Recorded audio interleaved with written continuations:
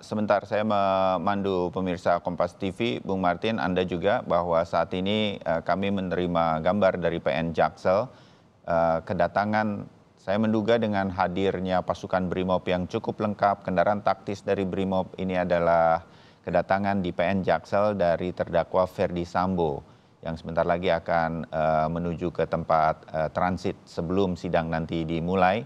Dijadwalkan 9.30, tetapi biasanya mendekati pukul 10 nanti baru hadir.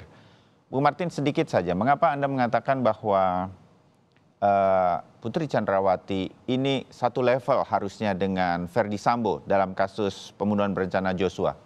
Bu Martin, analisa.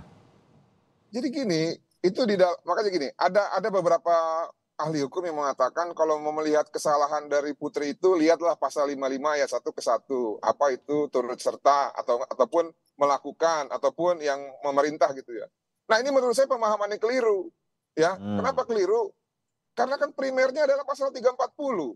Jadi yang dilihat itu adalah yang paling tepat ya, selain subjek hukumnya, naturally itu ya, barang siapa, yang dilihat itu adalah dengan sengaja dan dengan rencana terlebih dahulu. Siapa yang pertama kali memiliki niat jahat, siapa yang pertama kali membuat suatu perencanaan, itulah pelaku utama. Nah, dalam hal ini kan banyak yang bilang Richard Eliezer itu pelaku utama. Menurut saya keliru. Kenapa keliru? Karena merampas nyawa milik orang lain dalam delik 340 itu ada pada urutan terakhir. Itulah penyempurnaannya. Tapi yang utamanya mengapa delik itu bisa terjadi adalah karena ada orang yang dengan sengaja ataupun dengan niat jahat dan dengan rencana terlebih dahulu untuk merampas nyawa milik orang lain. Nah, siapakah itu? Menurut pembuktian dari jaksa penuntut umum, dialah Putri Chandrawati dan Ferdy Sambo.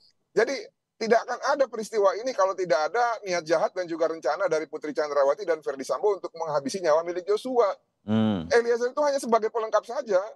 Nah, oleh karena itu ya, berkali-kali saya ulang-ulang bahwa kita ini kalau melihat sesuatu harus dengan kejernihan hati dan juga kejernihan pemikiran untuk membaca suatu ketentuan hukum. Kalau kita membaca suatu ketentuan hukum, kita cocok-cocokkan dengan teori kasus untuk menguntungkan orang gitu ya, itulah yang membuat hukum ini menjadi hukum yang buruk.